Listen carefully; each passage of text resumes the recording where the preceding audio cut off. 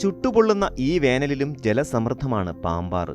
ഉത്ഭവസ്ഥാനം മുതൽ അമരാവതി അണക്കെട്ടിൽ ചേരും വരെ ഇരുകരകളിലുമുള്ളവർക്ക് നനവേകിയാണ് പാമ്പാർ ഒഴുകുന്നത്.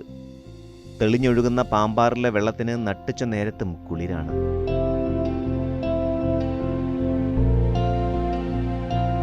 മലനിരകൾ തിങ്ങിയ തലയാർ 8-ാം മൈലിൽ നിന്നാണ് പാമ്പാർ ഒഴുകിയിറങ്ങുന്നത്.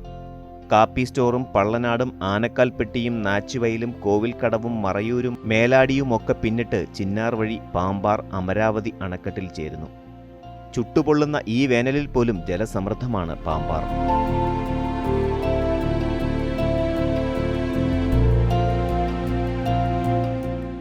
இந்த ஆறு பாம்பாறு 8-ஆம் மைல் கேப்பில் வாகவர டாப்பு 8-ஆம் மைல் கேப்பில் உற்பத்தி ஆகிற நதி கிளை நதிகளாக ஆகி பாம்பாறாக ஆகுது.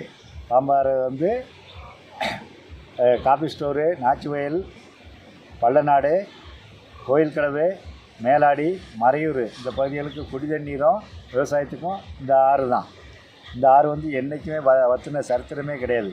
இது நாள் வரைக்கும் வற்றின சரித்திரமே கிடையாது. எப்போதும் வற்றாத ஜீவ நதி. പോകും വഴി നയന മനോഹര കാഴ്ച നൽകുന്ന തൂവാനം വെള്ളച്ചാട്ടം പാമ്പാറിൻ്റെ സംഭാവനയാണ്.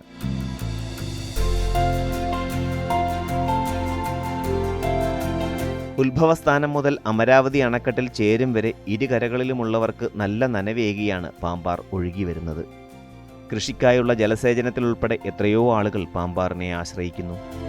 തെളിഞ്ഞൊഴുകുന്ന പാമ്പാറിലെ വെള്ളത്തിൽ നട്ടുച്ച നേരത്തും ഇറങ്ങാം. നല്ല കുളിരാണ്. കൊടും വേനലും ചൂടും ഹൈറേഞ്ചിലെ ഒട്ടുമിക്ക പുഴകളുടെയും ഒഴുക്ക് കവർന്നപ്പോൾ വേനൽ വറുതിയെ വകവയ്ക്കാതെ ജലസമൃദ്ധമായി അങ്ങനെ ഒഴുകുകയാണ് പാമ്പാറ്. കാപ്പി സ്റ്റോറും പള്ളനാടും ആനക്കാൽപ്പെട്ടിയും നാച്ചുവയലും കോവിൽക്കടവും മറയൂരും മേലാടിയുമൊക്കെ പിന്നിട്ട് ചിന്നാർ വഴി പാമ്പാർ അമരാവതി അണക്കെട്ടിൽ ചേരുന്നു.